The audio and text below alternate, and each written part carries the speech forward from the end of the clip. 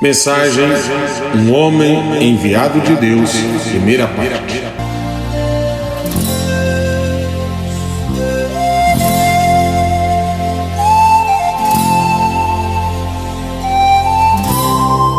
Sublime graça é a mensagem precursora da segunda vinda de Jesus Cristo.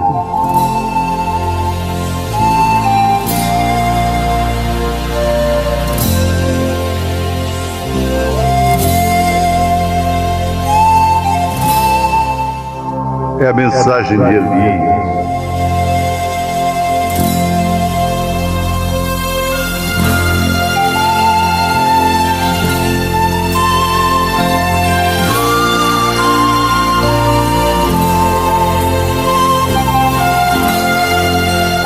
É a mensagem do Filho do Homem.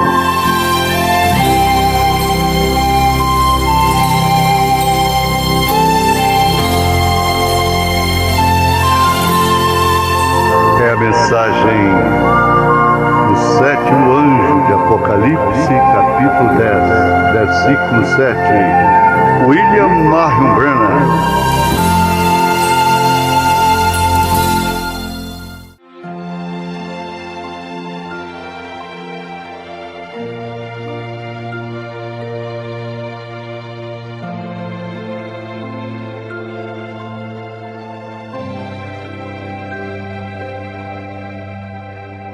A conversão de William Branham.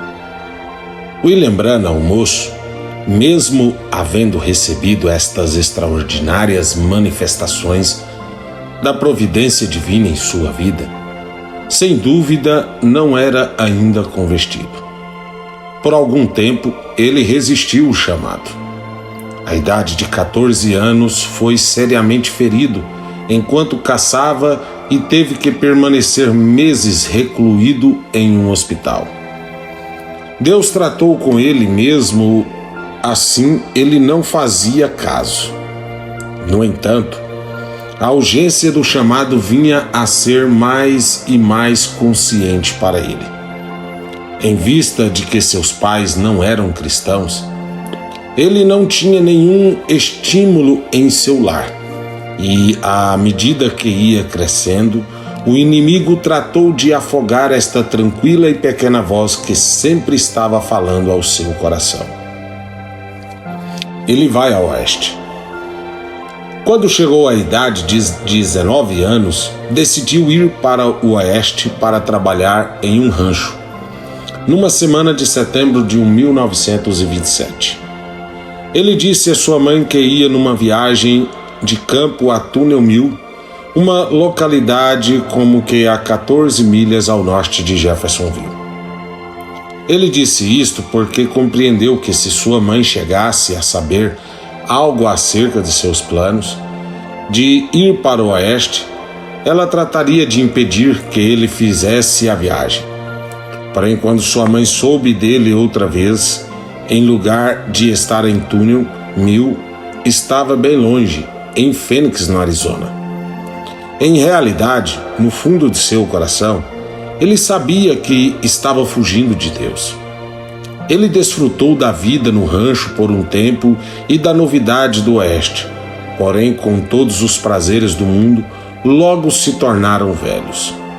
De suas experiências no oeste e do chamado de Deus que estava sempre em seu coração, ele dizia: muitas vezes tenho ouvido o vento soprando entre os altos pinheiros.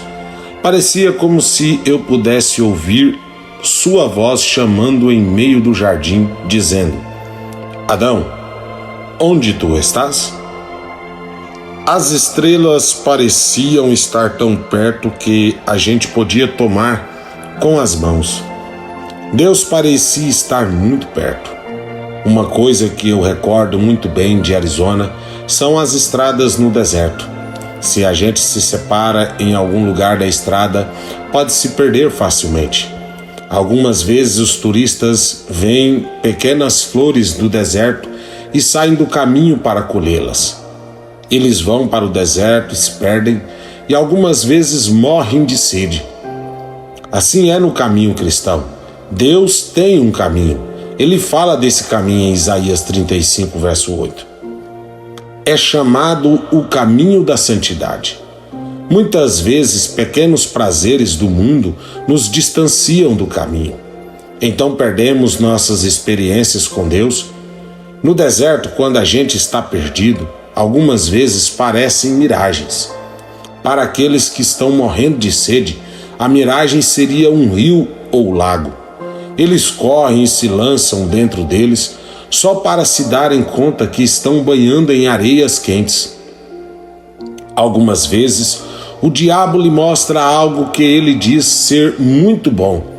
Isso é só miragem. Há algo que não é real.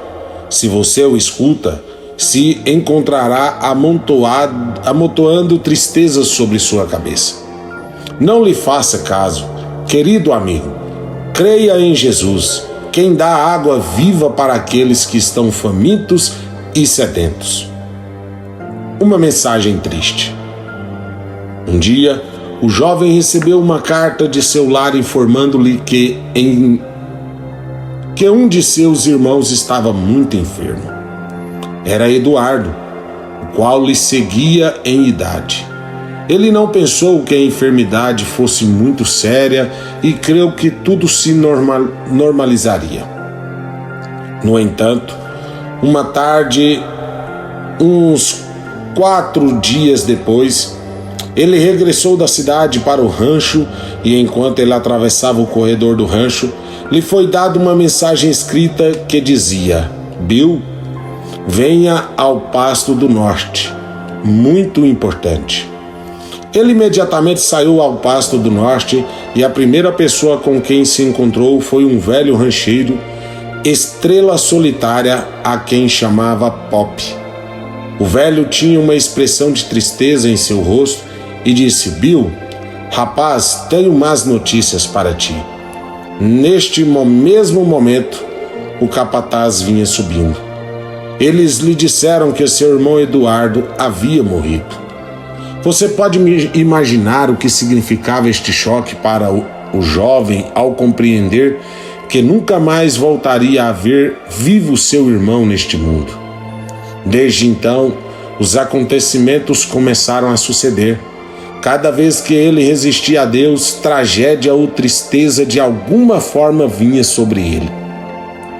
Quando ele se submetia e obedecia a Deus, o Senhor lhe abençoava e prosperava. Indubitavelmente, essa mesma lição deve ser aprendida por cada pessoa vivente. Oxalá todos nós pudéssemos aprender pelo sofrimento de outros, em vez de aprender por nossas próprias experiências amargas. Voltemos de novo ao irmão Branham quando ele relatava os efeitos dessa notícia nele, de sua triste viagem ao seu lar, e os eventos que seguiram, os quais finalmente resultaram em sua conversão a Cristo. Quando compreendi a notícia da morte de meu irmão, por um momento não podia me mover. Aquela era a primeira morte da família. Porém, eu quero dizer que a primeira coisa que pensei foi se ele estava preparado para morrer. Enquanto me voltava e olhava o prado amarelo, lágrimas corriam por minhas faces. Eu recordo de como lutávamos juntos quando éramos garotos, pequenos, e quanto sofremos ou quão duro havia sido para nós. Íamos à escola com quase nada de comer, os dedos nos saíam dos sapatos e tínhamos que usar casacos velhos, presos com alfinetes até o pescoço, porque não tínhamos camisa para pôr. Como recordo também que nossa mãe um dia tinha pipoca numa lancheira para nosso almoço. Nós não comíamos com o resto dos garotos. Nós não podíamos desfrutar de alimentos como eles tinham.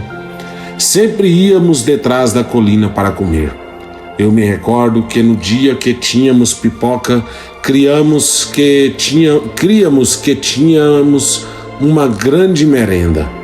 Por consequente, para estar seguro de que eu obteria a minha parte disto, saía antes do meio-dia e tomava uma boa parte, a mão cheia, antes que meu irmão tomasse a sua parte. de pé ali olhando o prado queimado pelo sol, eu pensei em todas estas coisas e me perguntei se Deus o haveria levado a um lugar melhor. Então Deus voltou a me chamar, porém, como sempre, eu tratei de resisti-lo. Eu me preparei para regressar à casa para o enterro, quando o reverendo McKinney, da igreja de Port Fulton, um homem que é como um pai para mim, pregou no serviço funeral, fez menção de que talvez haja alguém que não conhece a Deus. Se é assim, aceite-o agora. Oh, como eu me agarrei à minha cadeira. Deus estava tratando comigo de novo. Querido leitor, quando ele lhe chamar, responda-lhe. Eu nunca me esquecerei como papai, o velho pobre e mamãe choravam detrás da marcha fúnebre. Eu desejava regressar ao oeste, porém mamãe me suplicou tanto que eu ficasse que finalmente aceitei ficar se pudesse conseguir um emprego. Logo consegui um trabalho na Companhia de Serviço Público de Indiana.